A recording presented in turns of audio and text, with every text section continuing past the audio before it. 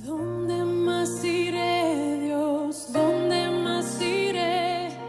Tienes palabras de vida eterna. ¿Dónde más iré, Dios? ¿Dónde más iré? Tienes palabras de vida eterna. ¿Dónde más iré, Dios? ¿Dónde más iré? Tienes palabras de vida eterna. ¿Dónde más iré, Dios? ¿Dónde más iré? Tienes palabras de vida eterna. De Corintios capítulo 6, versículo 14 a capítulo 7, versículo 1. El título del sermón de hoy es No os unáis en yugo desigual. Como siempre les animo, mantenga su Biblia abierta para ir siguiendo la lectura de cada uno de los versículos que vamos a ver hoy.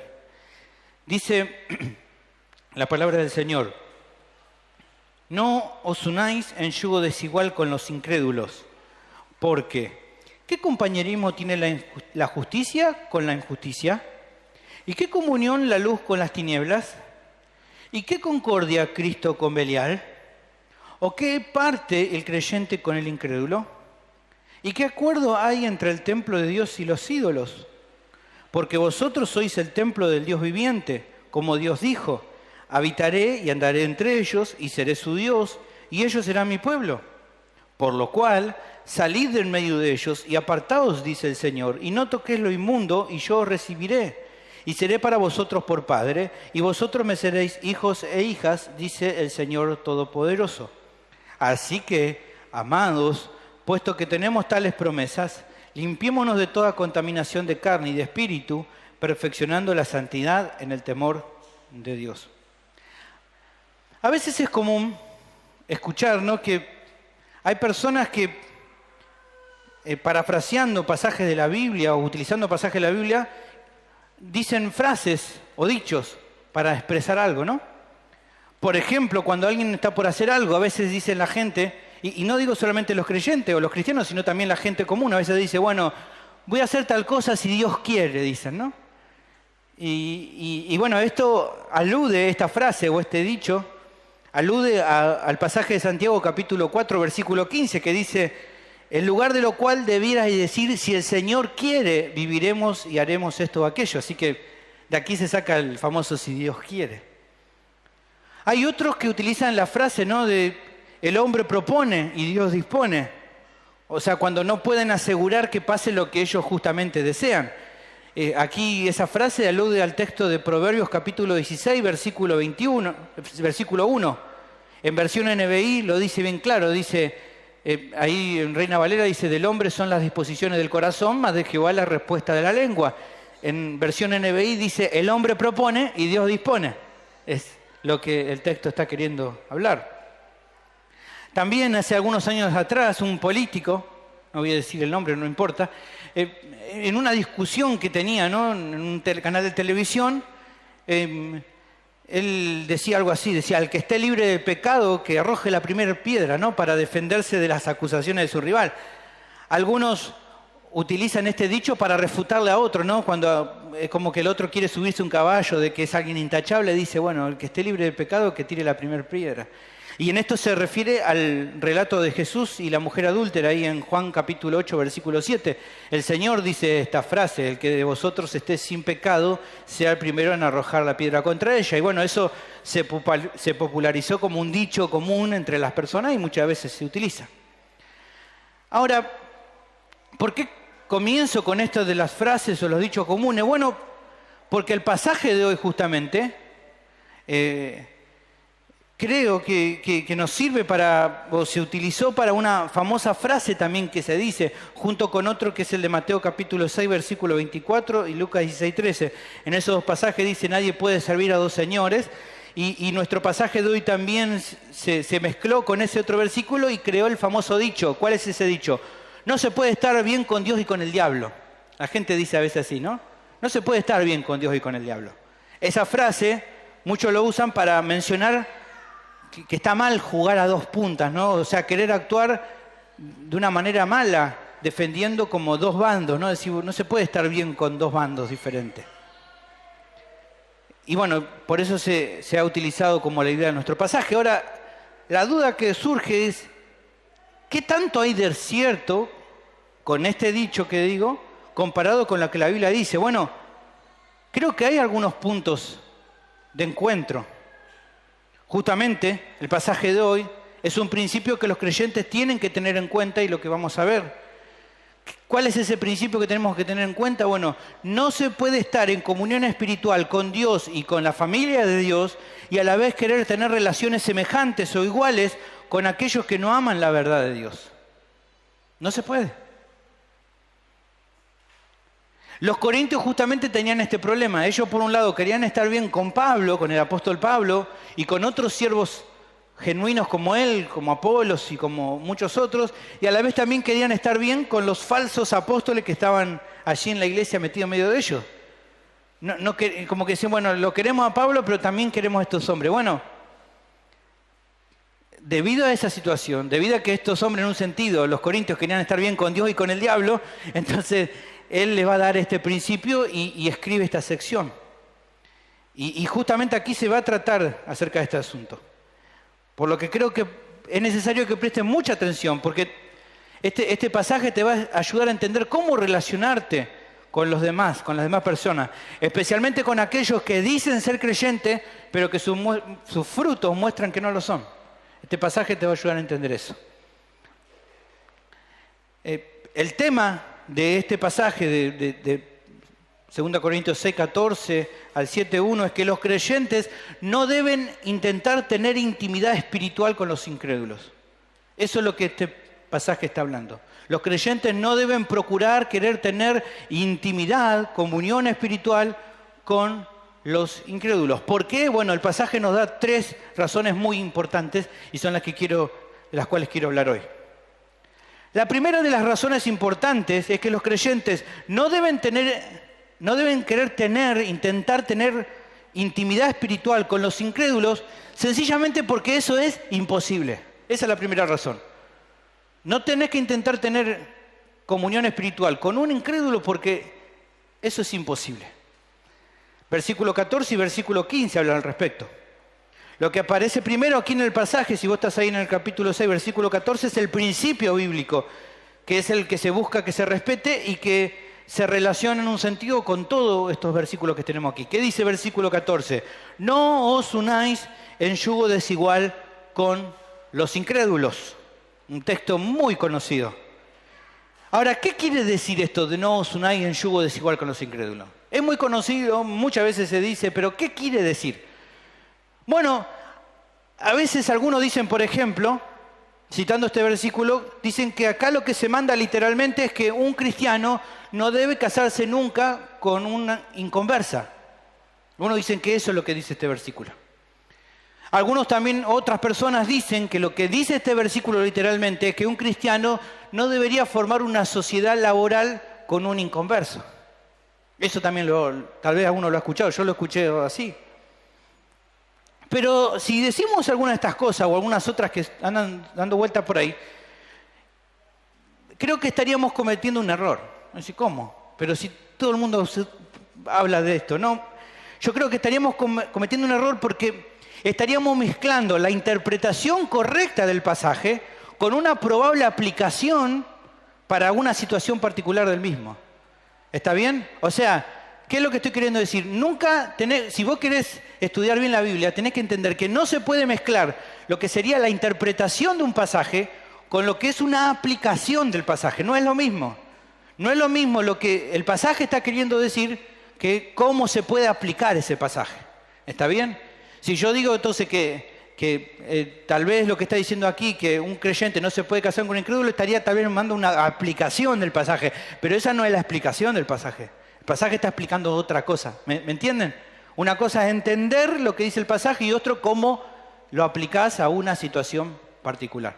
Es importante que los creyentes entendamos eso. Ayer lo veíamos en la reunión de los padres, de cómo entender la Biblia, ¿no? En leerla, entenderla, ilustrarla y aplicarla. Son el proceso para estudiar la Biblia y enseñarla. Y bueno, es importante que puedas sacar este concepto de tu cabeza y decir, bueno, entender bien qué es una cosa y qué es otra. ¿Y por qué es importante entender que una cosa es la explicación y otra cosa es la aplicación? Bueno, porque si no se presta atención a esta diferencia, que son dos cosas diferentes, se corre el riesgo de sacar el pasaje del contexto o decir algo que el texto no está diciendo. Ahora, dicho esto, ¿cuál sería la explicación correcta del pasaje de acuerdo al contexto? ¿Qué sería lo que ahí el Espíritu Santo inspiró al apóstol a hablar? Bueno, primero podríamos ver cuál es la palabra que se usa aquí. Para no os unáis en yugo desigual. La palabra que se utiliza en el griego es la palabra heterosigeo, que da la idea de no poner bajo un mismo yugo a dos clases diferentes. Es esta la idea de la palabra. Solamente se utiliza aquí en el texto esta palabra, solamente en el Nuevo Testamento se utiliza aquí, y significa eso, no poner bajo un mismo yugo a dos clases diferentes. Esto está aludiendo a una porción del Antiguo Testamento, de Deuteronomio capítulo 22, versículo 10, donde se dice ahí, no vas a arar con buey y con asno juntamente. Ahí en ese pasaje se enseña que no debe colocarse bajo el mismo yugo a dos especies diferentes de animales. Tal vez alguno tenga la duda, ¿no? ¿Qué es el yugo? Bueno, el yugo, para los que por ahí no lo conocen, no saben mucho del asunto, o por ahí para los que vienen de otro país no saben qué es un elemento, una herramienta que se utiliza en el campo para arar la tierra, para abrir los surcos en la tierra, que era como un elemento que tenía como una forma especial, con una curvatura en el cual permitía engancharlo sobre el lomo de dos animales. ¿Está bien?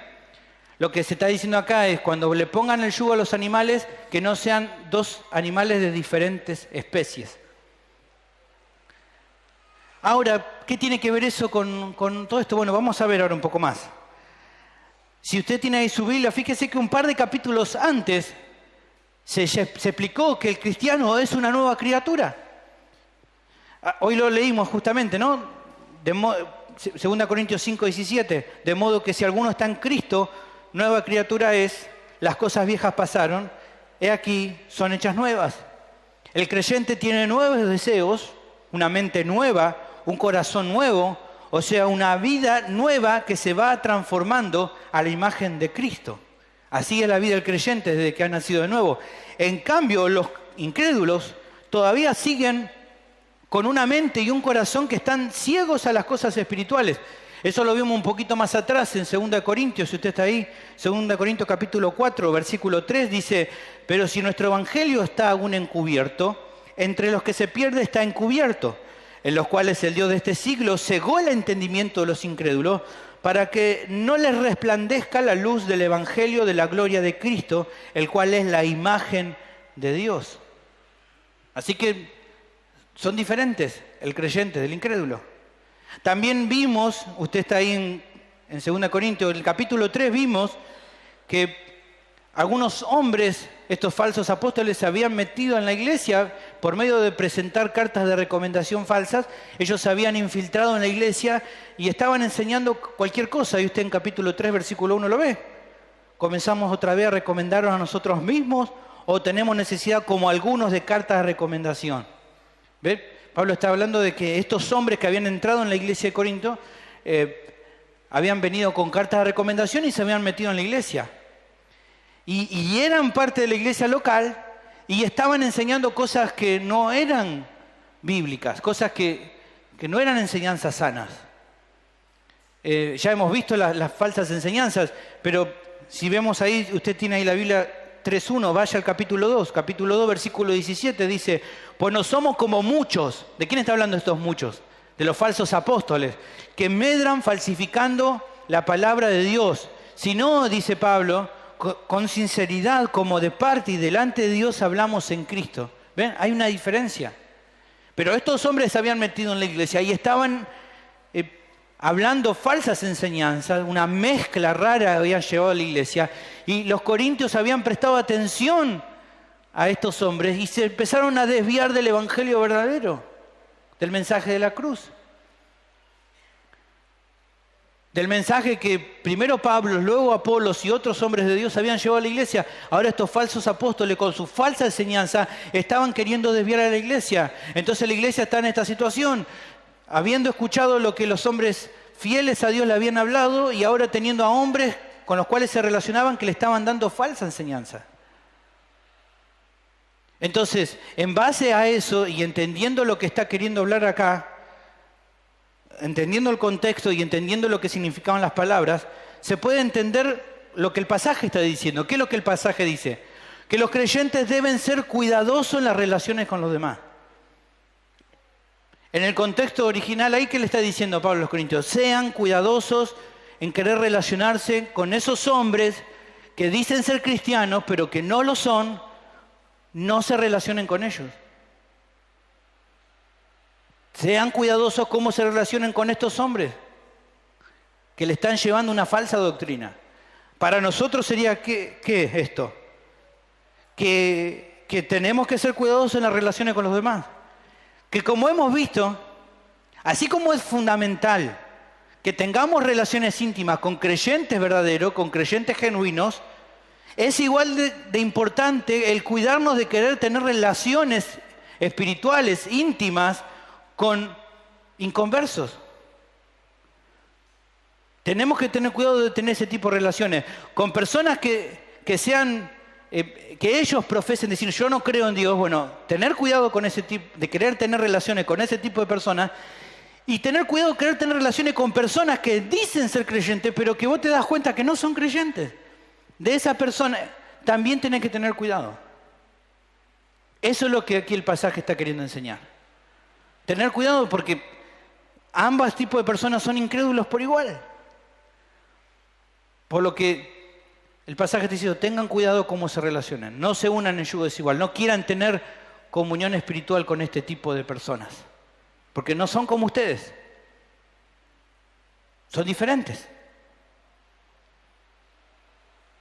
Esta es la interpretación correcta del pasaje. De la cual, bueno, se pueden extraer aplicaciones, claramente que sí, muchas. Pero la interpretación correcta es esta. Ahora, ¿por qué no? El pasaje dice, bueno, no tenés que buscar tener este tipo de relaciones íntimas, espirituales con los incrédulos. ¿Por qué no? Bueno, aquí el pasaje nos da la primera razón. ¿Cuál es la primera razón? ¿Por qué no tenés? Pues decir, bueno, ¿por qué no puedo tener? ¿Por qué no debería tener relaciones espirituales íntimas con incrédulos? Bueno, la primera razón es porque no se puede. No se puede. No se puede tener intimidad, a ver, pensémoslo de esta manera, no se puede tener intimidad espiritual con alguien que está muerto espiritualmente. No se puede. No se puede querer unir algo que por naturaleza son diferentes. Probar, agarrar un frasco, intentar mezclar el agua con el aceite. No se van a mezclar. Por más que parezca que se mezclan, cuando quedan en reposo, ahí está el agua y el aceite separados. No se pueden mezclar. Vimos ya en el pasaje que estamos mencionando, el buey no puede arar con el asno, con el burro. ¿Por qué? Porque cada uno tiene un paso distinto. Uno va a empujar para acá, el otro va a empujar por allá, y el burro se va a querer parar y el buey lo va a querer empujar. No van a poder llevarse bien. Porque son animales diferentes, son especies diferentes. De la misma manera, por más que un cristiano desee tener comunión espiritual con un incrédulo, sea un ateo o sea un falso creyente, no lo va a poder lograr, hermano. Ese es el primer punto, la primera razón de por qué no debes querer procurar ese tipo de relaciones. Y para mostrarte esta verdad, el pasaje aquí en continuación nos da varias preguntas retóricas. Como dijimos nosotros, preguntas retóricas son preguntas que tienen una respuesta muy sencilla. Decir, pero es obvio la respuesta. Bueno, la respuesta es obvia porque lo que busca es que pienses. El secreto está, el propósito de la pregunta retórica no es tanto que sepas la respuesta, porque la respuesta es obvia, sino que la respuesta te lleve a reflexionar. ¿Está bien? Esa es la idea. Y aquí tenemos un par de preguntas retóricas que justamente buscan que pienses. ¿Qué dicen las preguntas? Bueno, dice versículo 100 ahí, porque ¿qué compañerismo tiene la justicia con la injusticia? ¿Qué comunión la luz con las tinieblas? ¿Qué concordia Cristo con Belial? Belial es el diablo, ¿no? Otro nombre para el diablo. ¿O qué parte el creyente con el incrédulo? El primer argumento, la primera pregunta podría decirse así: ¿cómo pueden lograr ser compañeras la justicia y la injusticia? ¿Se imaginan la justicia y la injusticia caminando de la mano como compañeras? No, no se puede. Porque o es justicia o es injusticia. No pueden ser compañeras. Por lo que entonces es imposible que los creyentes a los que se le ha dado la justicia de Cristo y que son llamados justos, eso lo vimos en 2 Corintios, ¿se acuerdan? 5:21. Los creyentes que ahora han recibido la justicia de Dios y por lo tanto son justos por medio de la justificación, es imposible que los creyentes puedan estar en compañerismo espirituales con ¿quiénes? Con los que cometen injusticia, que viven en injusticia. No se puede. Romanos capítulo 1, versículo 18, da una descripción de cómo son la vida de los incrédulos. ¿Qué dice? Porque la ira de Dios se revela desde el cielo contra toda impiedad e injusticia de los hombres que detienen con injusticia la verdad. Así son los incrédulos. En cambio, los creyentes, ¿cómo son llamados? Justos. Entonces no puede haber compañerismo entre justos e injustos. La siguiente pregunta que hace el pasaje es: ¿acaso puede haber comunión entre la luz y las tinieblas? Como habíamos visto anteriormente, Dios estableció desde el comienzo de la creación una separación entre la luz y las tinieblas, ¿se acuerdan? Dios hizo la luz y separó la luz de las tinieblas. Luego, en 2 Corintios 4:6 vimos que Dios hace la obra a los que están perdidos, a cada persona que ahora ya es un creyente genuino, hacer resplandecer la luz del Evangelio de Cristo, llevarlos del reino de las tinieblas al reino de la luz. Entonces, pensando en todo eso, es lo que aquí tiene el pasaje. Aquí está hablando de una manera metafórica. La luz, como hemos visto en su momento, simboliza la verdad y las tinieblas la mentira. La luz simboliza el bien y las tinieblas la maldad. Ahora, ¿el bien y el mal pueden tener comunión? ¿Pueden tener comunión la verdad y la mentira? Algunos dicen, bueno, pero hay medias verdades y medias mentiras. Eso es un invento. O es verdad o es mentira. O es maldad o es bondad. O es mal o es bien. ¿Es luz o es tinieblas? Donde hay luz, no hay tinieblas. Donde hay tinieblas, no hay luz. No puede haber comunión.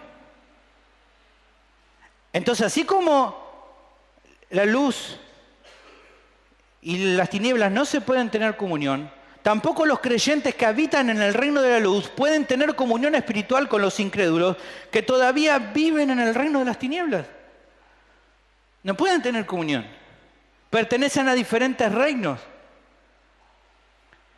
El Evangelio de Juan capítulo 3 versículo 19 explica esto y dice: y esta es la condenación, que la luz vino al mundo y los hombres amaron más la tiniebla que la luz, porque sus obras eran malas. Porque todo aquel que hace lo malo aborrece la luz y no viene a la luz para que sus obras no sean reprendidas. Mas el que practica la verdad viene a la luz para que sea manifiesto que sus obras son hechas en Dios. El que está en tinieblas no quiere la luz. Y el que ahora está en la luz no puede vivir en tinieblas. No puede haber comunión. La tercera pregunta todavía más clara: ¿cómo puede haber armonía? ¿Cómo puede concordar Cristo y el diablo? Cada uno es el representante de un reino. No puede haber entre ellos concordancia, eso es absurdo. Aquí la palabra para armonía que se utiliza es la palabra symphónesis, que es la que nosotros conocemos en nuestro español como se deriva la palabra sinfonía. ¿Está bien? No puede haber armonía entre Jesús y el diablo. No puede haber. Ahora, así de vano es cualquier intento de los creyentes por querer concordar espiritualmente con los incrédulos. Los hijos de Dios no tienen nada en común con los hijos del diablo. Así se menciona en 1 Juan 3:10, las dos clases de personas, hijos de Dios, hijos del diablo. Así como Cristo no puede tener comunión, armonía con el diablo, así tampoco los hijos de Dios pueden tener armonía o comunión espiritual con los hijos del diablo. Finalmente, la cuarta pregunta es un resumen de las anteriores, ¿no? Que apunta directamente a los cristianos. Dice, ¿cómo pueden tener parte los creyentes con los incrédulos? ¿Cómo pueden tener parte? Aquellos que por gracia de Dios poseen una fe genuina no pueden esperar compartir su fe con aquellos que no creen. Vos sos un creyente, tenés una fe genuina en Dios. Los otros son incrédulos, no creen en Dios. ¿Cómo puedes pretender que ellos crean lo mismo que vos si no creen? No se puede. Esa es la primera razón. Ahora, tal vez algunos pueden tener la duda. Bueno, si no puedo tener una relación íntima con los incrédulos, ¿cómo en que entonces deberíamos relacionarnos con ellos? Bueno, eso va a depender de cada situación en particular. También el pasaje no nos da toda la información respecto a eso, pero sí nos da un principio que después con otros pasajes podemos entenderlo mejor. Por ejemplo, si la relación es con un incrédulo que no conoce nada acerca de Dios, una muestra de amor es poder establecer algún tipo de relación cercana para entonces, ¿con qué propósito? Poder presentarles el Evangelio. Tenés un compañero de trabajo que no conoce nada acerca de Dios y bueno, querés poder hablarle del Evangelio. Bueno, si nunca le dirigí la palabra, si te saluda y vos no le saludás, ¿no? ¿Cómo va a ser que ahora me hablás porque me quiere hablar del Evangelio y no me saludás? No, le saludás, intentar como tener una buena relación para entonces cuando haya una posibilidad poder predicarle el Evangelio. 1 Corintios 9:22, Pablo hablaba de esto, ¿no? Me ha hecho débil a los débiles para ganar a los débiles, a todo me he hecho de todo para que de todos modos salve a algunos, y esto hago por causa del Evangelio. ¿Cuál era el propósito de él? No es que se acercaba a la gente para intentar sacarle algo o porque se divertía, era porque él quería presentarles el Evangelio. Bueno, esto en el caso de alguien que no conoce nada de Dios. En el caso de que sea alguien que se presente como un creyente, pero que sus frutos muestren de que su profesión de fe no es real, ya la confianza, el acercamiento va a tener que ser mucho menor. 1 Corintios capítulo 5, versículo 9, no habla de esto. Dice, os he escrito por carta que no os juntéis con los fornicarios. No absolutamente con los fornicarios de este mundo, o con los avaros, o con los ladrones, o con los idólatras, pues en tal caso sería necesario salir del mundo. Dice versículo 11, acá está la clave, más bien os escribí que no os juntéis con ninguno que llamándose hermano, fuere fornicario, o avaro, o idólatra, o maldiciente, o borracho, o ladrón. Con el tal ni aún comáis, ¿ves? Es otro tipo de relación con esa persona.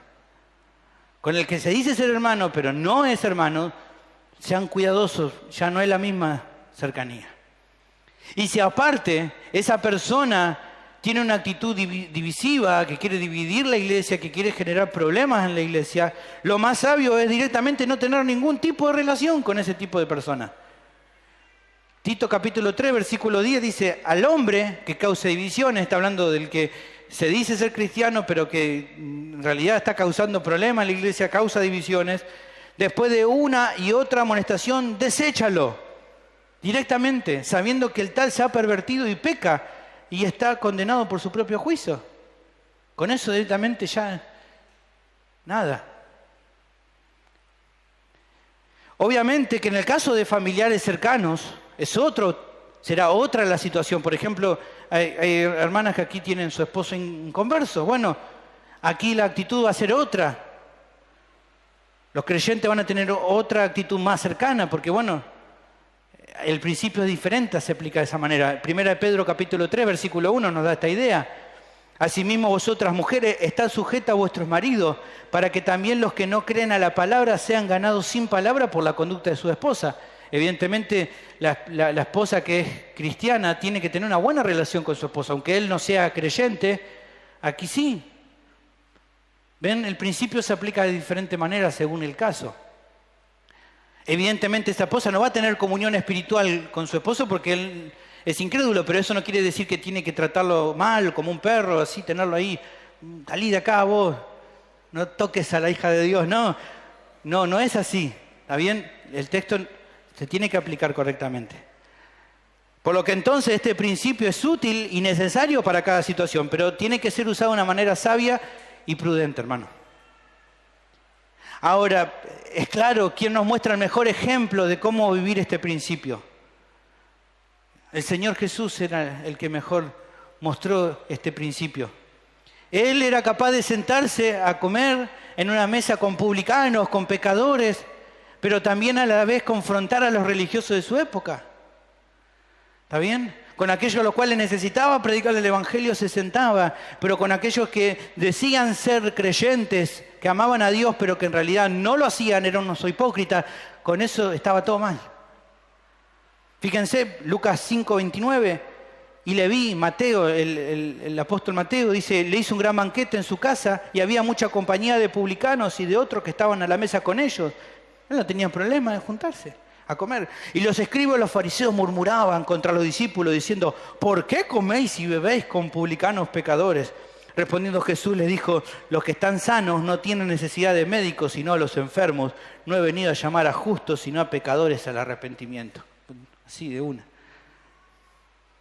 Él podía servir, lavarle los pies a uno que lo iba a traicionar, pero luego, en los momentos de intimidad, compartir con sus discípulos genuinos. Cuando vos veas el Evangelio de Juan vas a ver que en el momento de lavar los pies estaba Judas presente, pero después que anuncia que lo va a entregar, él se va de la escena a Judas y queda con los 11 genuinos discípulos y con él tiene intimidad, porque con Judas no podía tener ese tipo de intimidad. Él podía atender a las multitudes, aún aquellos que nunca creyeron que solamente estuvieron con él por el pan y por los peces, pero los atendía a todos, pero a la hora de transfigurarse lo hizo con 3 de sus discípulos. Mostraba amor por los perdidos, pero sus relaciones más íntimas fueron con quienes comprendieron que él era el Cristo. En el servicio y sacrificio él no hizo acepción de personas, pero a la hora de compartir intimidad espiritual lo hacía con aquellos que le seguían verdaderamente. El Señor es nuestro mejor ejemplo de cómo vivir este principio. Ahora mi pregunta es, ¿cómo es en tu vida? ¿Con quiénes estás queriendo buscar tener comunión espiritual? ¿Te das cuenta que por querer procurar relaciones espirituales con gente que no ama a Dios, eso te va a llevar al fracaso? Incluso si esas personas dicen ser cristianos pero no lo son, procurar comunión con ellos es algo que no vas a poder lograr. La siguiente razón está ahí como si en nuestro pasaje. Los creyentes no deben intentar tener intimidad espiritual con los incrédulos porque esa no es la voluntad de Dios. No solo porque no se puede, sino porque no es la voluntad de Dios. El pasaje prosigue con otra pregunta retórica que da pie a lo que continúa, versículo 16, lo tienes ahí, dice, ¿y qué acuerdo hay entre el templo de Dios y los ídolos? Dios de ninguna manera va a ver como bueno que se pusieran ídolos dentro de su templo. En el Antiguo Testamento notamos que Dios aborrecía, hermanos, totalmente que en el templo en el cual Israel iba a adorarle se pusieran ídolos e imágenes. En 2 Reyes capítulo 21 se nos cuenta sobre el rey Manasés, el más, tal vez, uno de los peores tal vez de los reyes de Judá, el cual él dice que edificó, versículo 5, edificó altares para todo el ejército de los cielos en los 2 atrios de la casa de Jehová.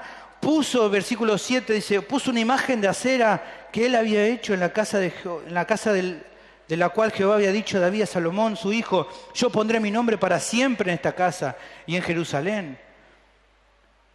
Y dice versículo 12, por tanto así ha dicho Jehová el Dios de Israel, habló por medio de los profetas y dice, he aquí yo traigo tal mal sobre Jerusalén y sobre Judá que al que lo oyere le retiñirán ambos oídos.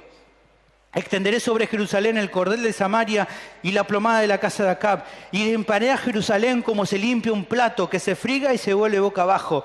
Desampararé el resto de mi heredad y lo entregaré en manos de sus enemigos y serán para presa y despojo de todos sus adversarios, por cuanto han hecho lo malo ante mis ojos y me han provocado a ira. ¿Por qué? ¿Qué hicieron? Metieron idolatría dentro del templo de Dios. Adoración a otros dioses.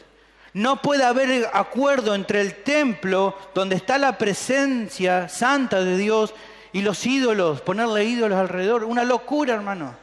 Una locura. Una cosa abominable. Esta es la razón, la segunda razón por la que los creyentes no deberían buscar tener intimidad espiritual con los incrédulos, porque eso desagrada totalmente al Señor, hermano. Desagrada completamente. ¿Y cómo sabemos eso? Bueno, el pasaje expresa una realidad importante de la obra de Dios en el nuevo pacto. Dice nuestro texto a continuación, porque vosotros sois el templo del Dios viviente. En el antiguo pacto, el templo donde Dios estaba, ahí estaba en Jerusalén. Los creyentes son ahora templo del Dios viviente, individual y colectivamente. Dice 1 Corintios 3:16, ¿no sabéis que soy templo de Dios y que el Espíritu de Dios mora en vosotros? En el capítulo 6, versículo 19 dice, ¿o ignoráis que vuestro cuerpo es templo del Espíritu Santo, el cual está en vosotros, el cual tenéis de Dios y que no soy vuestro? Por eso es que no es la voluntad de Dios que aquellos que son llamados templo quieran buscar tener comunión espiritual que los que todavía siguen apartados de Él, siguiendo sus propios ídolos. No puede haber. Es contaminar el templo de Dios. Y para dejar bien claro este asunto, el pasaje prosigue explicando con claridad el deseo de Dios en este aspecto. Dice, como Dios dijo, habitaré y andaré entre ellos y seré su Dios y ellos serán mi pueblo. Por lo cual salid en medio de ellos y apartaos, dice el Señor, no toquéis lo inmundo y yo recibiré. Seré para vosotros por padre y vosotros me seréis hijos e hijas, dice el Señor Todopoderoso. Lo primero que se explica es la actitud de Dios respecto a los creyentes. Fíjense que no por nada aquel pasaje comienza diciendo Dios dijo. Porque, bueno, se quiere resaltar que esto es algo que Dios toma muy en cuenta. En otros pasajes no se dice Dios dijo, pero aquí está remarcando porque Dios tiene mucha atención a que los creyentes presten atención a esto.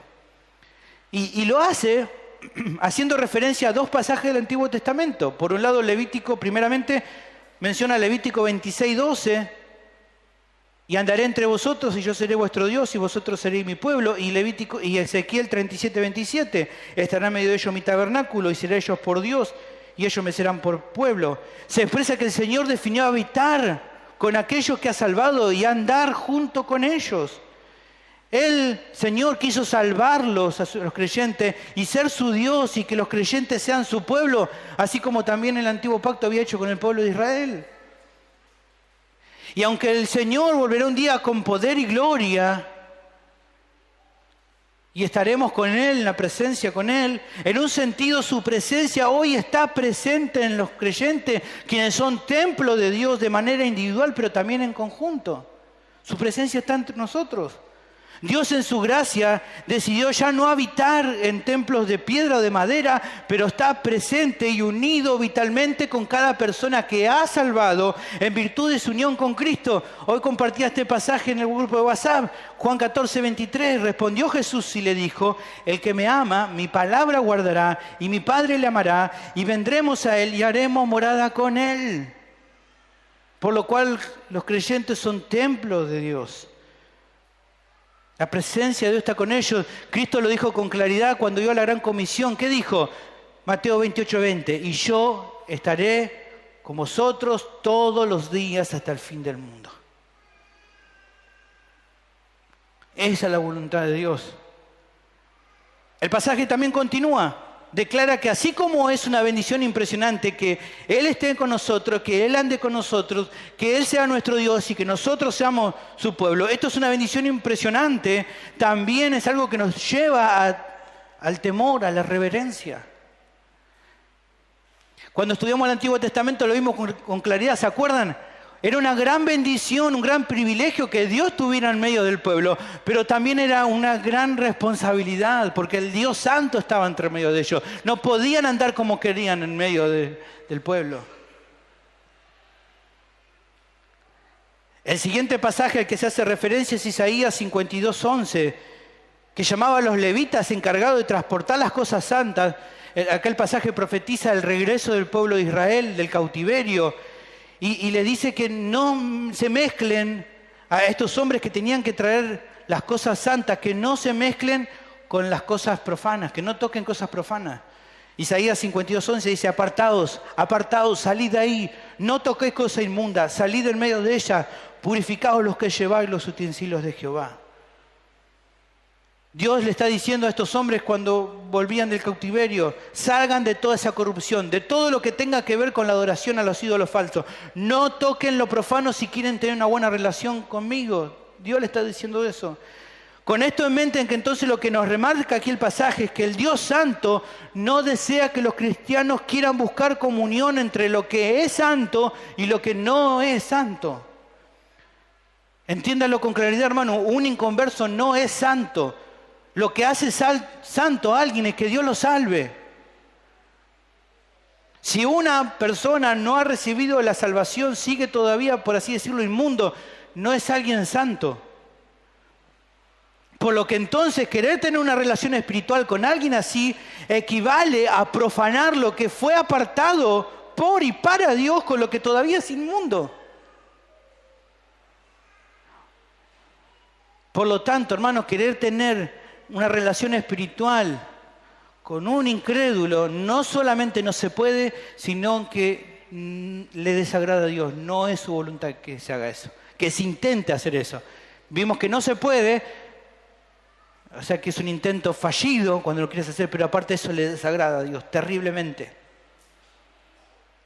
Finalmente se presentan dos menciones del Antiguo Testamento que advierte sobre el peligro de procurar este tipo de relaciones. Se menciona 2 Samuel 7:14, dice, yo le seré a él padre y él me será a mi hijo. Si él hiciere mal, yo le castigaré con vara de hombres y con azotes de hijo de hombre. Primera de Crónicas 17:13 también se menciona, yo le seré por padre y él me será por hijo, y no quitaré de él mi misericordia como lo quité de aquel que fue antes de ti.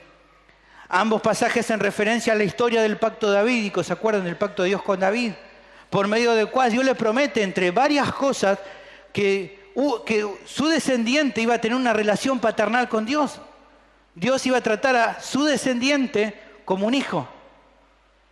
Esta promesa apunta por un lado a Salomón, pero también va más allá, apuntando al verdadero descendiente de David que ocuparía el trono de Dios para siempre. ¿Quién es ese? Jesucristo. Él iba a ser el que iba a ocupar el trono de Dios para siempre. Si te prestas atención, en 2 Samuel 7:14 la referencia es más bien a Salomón, por eso dice, si él hiciere mal. Ahora, en Crónica, que se hace una mayor referencia a la esperanza mesiánica, es que justamente el autor no dice lo mismo. No pone si él falla. ¿Por qué? Porque está apuntando más a Cristo, el cual iba a ser un descendiente perfecto. Ahora, ¿cómo se relaciona esto con lo que viene explicando? ¿Qué tiene que ver esta mención con lo que estamos viendo? Bueno, la realidad, hermanos, es que por medio de la obra de Cristo, todos los creyentes son parte de la familia de Dios.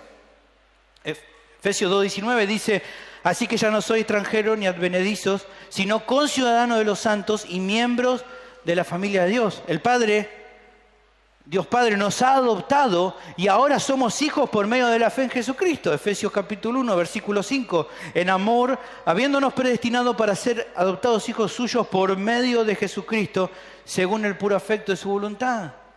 Por medio de Cristo nos ha hecho parte de su familia, ahora también somos sus hijos. Esta obra de Dios es eterna, por lo que nada nos puede separar de su amor. No puede Dios hacernos sus hijos por medio de Cristo y después un día decir, ya no sos más mi hijo. A veces nosotros tenemos que decir, vos no sos mi hijo. ¿No? Pero sí es, ¿qué va a ser? Es así. No se puede ser hijo y después dejar de serlo. ¿Por qué no? ¿Porque somos muy buenos? No. Porque Cristo justamente hizo una obra completa para salvarnos eficazmente. Si somos hijos y lo seremos siempre, no es porque seamos buenos hijos, sino sencillamente porque el Hijo de Dios fue perfecto en todo y completó e hizo una obra perfecta. Romanos 8, 29, 30 habla de esto.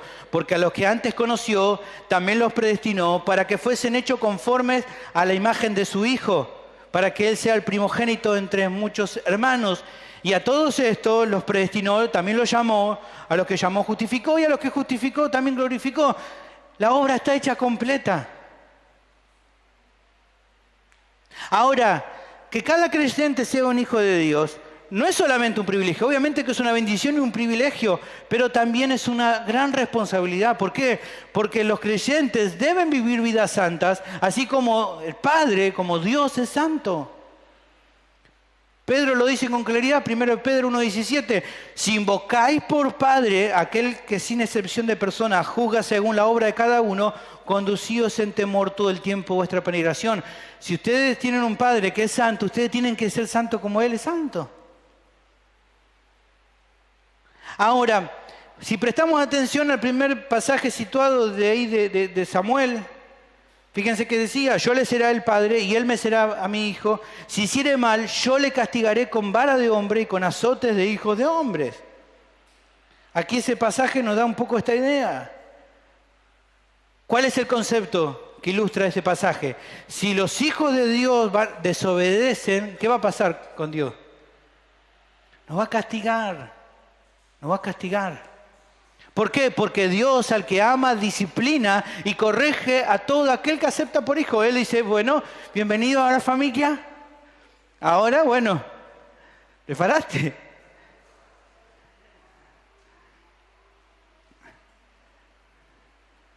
Que el Señor, hermano, en Hebreos 12:5 nos revela esto de saber, no desmayar, no menospreciar la disciplina del Señor. No desmaye cuando eres reprendido por Él. Que el Señor nos haya salvado por gracia, hermano, no quita de que su voluntad sea que vivamos vida santa. Un creyente que desobedece a Dios no pierde su salvación, pero no puede estar en comunión espiritual con el Señor. Si ese creyente actúa con orgullo y no hace caso, Dios lo va a disciplinar para hacerlo volver de su pecado. Y esto apunta a esta porción final. No es que un creyente se vuelve hijo porque se aparte de lo que Dios no le agrada, sino que como es hijo debe actuar como Dios desea. ¿Y qué es lo que Dios quiere? Lo que Dios quiere es que sus hijos no busquen intentar tener relaciones espirituales con los que no se puede. Y si no le haces caso, te va a castigar. Es un padre que te dice, no te conviene, no quiero que te junte con eso, esos chicos son malos, ¿viste como dice papá? Son mala junta, los conozco, los veo que son medio raros, no te juntes. Y vos decís, bueno, yo voy a hacer lo que yo quiero, bueno, sácate. El pueblo de Israel, hermano, nuevamente es una ilustración sobre esto. Dios decidió mandarlos al exilio a causa de su obediencia. ¿Y cuál fue la gota que rebasó el vaso? Bueno, que ellos procuraron intimidad con pueblos idólatras, cosa que Dios no deseaba de ninguna manera. Mi pregunta finalmente es, ¿vas a ser tan orgulloso de querer hacer las cosas como vos querés? ¿O vas a ser humilde y aceptar la voluntad de Dios para tu vida? ¿Vas a hacer lo que a Dios le desagrada o vas a hacer lo que a Él le agrada? Finalmente, la tercera razón de que los creyentes no deben intentar tener intimidad espiritual con los incrédulos es porque eso no coopera con su santificación personal. El pasaje termina con una explicación final. Así que, amados, puesto que tenemos tales promesas, limpiémonos de toda contaminación de carne y de espíritu, perfeccionando la santidad en el temor de Dios. El así que es como para dar una conclusión. ¿Cuál es esa conclusión? Lo que se remarca acá es que considerando las promesas de Dios, se debe actuar de la manera que Dios quiere, ¿no? Así que tenemos tal promesa, considerando eso, actuemos como Dios quiere. ¿Y cuáles son esas promesas? Bueno, si hacemos un repaso de lo que leímos anteriormente, no es cualquier promesa, las promesas que están en el contexto. ¿Cuáles son las promesas que se mencionaron? ¿Qué vimos? Que Él promete ser nuestro Dios para siempre y que nosotros seremos su pueblo eternamente. Esa es una promesa de Dios. Yo voy a ser su Dios siempre y ustedes van a ser mi pueblo siempre. Él también se compromete a cuidarnos y guiarnos como un padre amoroso. Ellos serán mis hijos, yo seré vuestro padre. Pero también Él promete que cuando nos portemos mal y no le hagamos caso, Él nos va a castigar para volvernos a la senda. Como un padre te diría, te prometo que si no cambiás, vos vas a ver cuando lleguemos a casa. Bueno, Dios promete, los padres a veces se olvidan, pero Él no se olvida. Y si tiene que corregirte, lo va a hacer, pero no como un padre que te odia, sino porque te ama, te va a corregir para ponerte de vuelta en la senda. Teniendo en cuenta estas promesas tan preciosas, es que entonces se le remarca a cada creyente. Teniendo en cuenta estas promesas, límpiense de toda contaminación física y espiritual, perfeccionando así la santidad en el temor de Dios. ¿Qué quiere decir esto? Considerando las promesas divinas, consideren prestar atención a cómo se relaciona con los incrédulos. O sea, no tienen los creyentes que dejar de intimar o de intentar intimar con los incrédulos porque Dios entonces los va a desechar como hijos, sino porque eso afecta nuestra comunión con Él. Si la promesa de Dios es que seremos su pueblo para siempre, cada creyente entonces como un acto de obediencia y de gratitud a Dios debería considerar vivir de acuerdo a lo que Él quiere. Pero hay algo más que se desprende de esto, y es la tercera razón por la cual no debemos querer procurar tener intimidad espiritual con los incrédulos, porque eso frena la santificación, eso frena tu santificación. Eso te hace tropezar. Fíjate ahí en esa palabra que utiliza casi al final, perfeccionar la santidad en el temor de Dios. Esta idea de perfeccionar, la palabra que se utiliza acá es la idea de que tu vida se dirija a la meta para la que fue hecha. Esto de perfeccionar. Que tu vida se dirija a la meta, al propósito para el cual fue hecho. Dios te salvó perdonando todos tus pecados.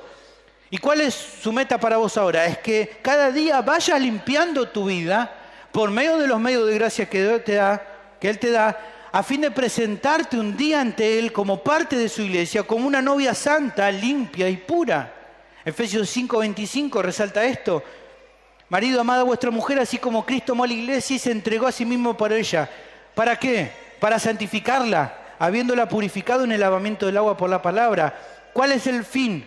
A fin de presentársela a sí mismo una iglesia gloriosa que no tuviese mancha, ni arruga, ni cosa semejante, sino que fuese como santa y sin mancha.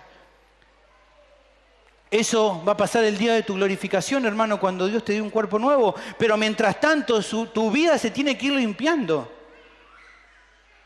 Ahora, ¿por qué es importante que te guardes de unirte al yugo desigual? Bueno, porque eso va en contra del propósito de Dios, que te hizo una nueva criatura. Él te hizo ahora para que te santifique. Eso no te santifica querer relacionarte con estas personas. Y aquí vemos nuevamente al pueblo de Dios como una ilustración. Dios les advirtió, no se unan con los pueblos vecinos. O sea, eso le iba a llevar a que compartan la idolatría, la adoración de otros dioses. Eso iba a causar la ruina espiritual. El pueblo de Israel no atendió esta advertencia y lamentablemente cayeron en ruina.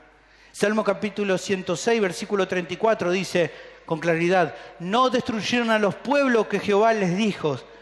Antes se mezclaron con las naciones y aprendieron sus obras y sirvieron a sus ídolos, los cuales fueron causa de su ruina. El Señor te manda que no intentes buscar relacionarte espiritualmente con los incrédulos porque no lo honra a Él y porque no te hace bien a vos mismo. Y aquí tenemos, hermano, nuevamente que el Señor es nuestro modelo perfecto de quien debemos aprender a vivir de esta manera. Porque justamente Él vivió en un mundo caído, pero Él jamás pecó. Él sabe lo que es vivir en un mundo caído, relacionarse con gente pecadora, y a decir nunca pecó. Nunca tuvo intentos de relacionarse o asociarse espiritualmente con gente incrédula, ni siquiera con aquellos que parecían muy espirituales. A esa gente los confrontó, les dijo sepulcro blanqueado. En cambio, a sus discípulos verdaderos, con los cuales tuvo compañerismo, les llamó que eran sus amigos. ¿Ven la diferencia? En Juan 15, 13 y 14 nos habla de que Él los considera sus amigos.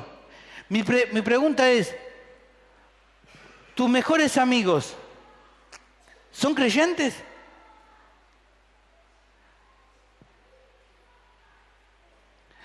¿Con quiénes cultivas tus relaciones más profundas? ¿Con incrédulos? ¿Con creyentes? ¿Con quién?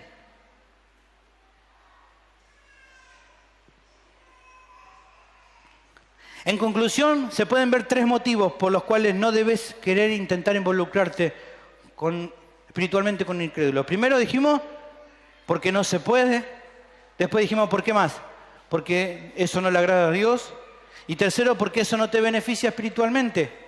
Eso es justamente lo contrario a lo que vimos respecto a la relación que tenés que tener con creyentes. ¿Qué dijimos respecto a los creyentes? Sí se puede relacionar espiritualmente con los creyentes. Con los inconversos no, pero con los creyentes sí. 1 Corintios 12 habla de eso, de que podemos relacionarnos espiritualmente con creyentes. ¿Qué más dice? Dios desea eso, Dios quiere que te relaciones con creyentes.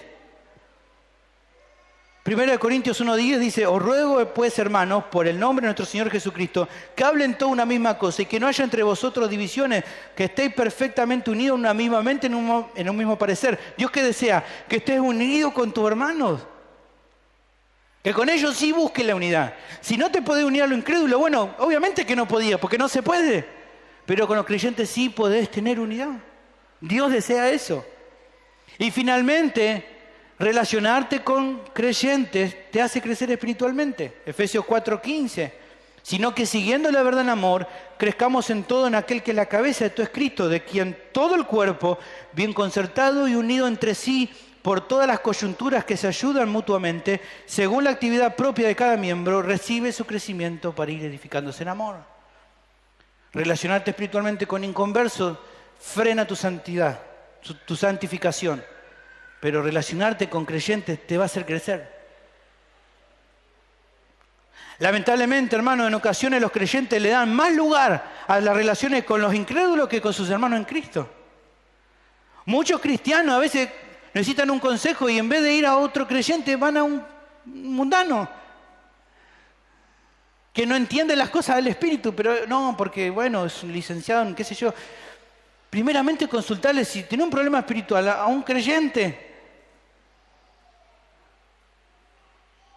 Otros, hermanos, dejan modelar sus vidas, modelan su vida por los ejemplos que reciben de gente que no ama a Dios y no con la vida de otro cristiano. Se visten como lo del mundo, hablan como lo del mundo, ven a la gente del mundo y toman ejemplo de ellos y no de otros creyentes. Algunos hermanos prefieren compartir más tiempo con la gente que le da la espalda a Dios. Tienen tiempo para juntarse con un montón de inconversos, pero cuando hay una actividad con la iglesia, no tengo tiempo, ¿viste? No, porque tengo que hacer con él. Para eso no hay tiempo. ¿Cómo puede ser? Pongamos las prioridades en su lugar, hermano. Yo no digo que no te relaciones con gente incrédula, pero no pueden ser tu prioridad. El yugo desigual, hermano, en los Corintios era que los hermanos genuinos de la iglesia estaban fallando en darle lugar a la enseñanza errada de esta gente inconversa. Hoy, hermano, este tipo de problemas se repite. Creyentes que dicen, por ejemplo, que no tienen tiempo para estudiar la Biblia o de pasar tiempo con otros hermanos y así edificarse, y después gastan montones de horas mirando, escuchando información por la radio, internet o televisión, recibiendo información que los va modelando en su corazón de gente que no ama a Dios. Y hermano, no estoy diciendo que no puedas escuchar cosas de lo incrédulo, sí que hay cosas que son interesantes, pero si te ocupas más tiempo en ese tipo de cosas que te van modelando y no en las cosas de Dios, no en enseñanza que te alimente espiritualmente, algo está fallando.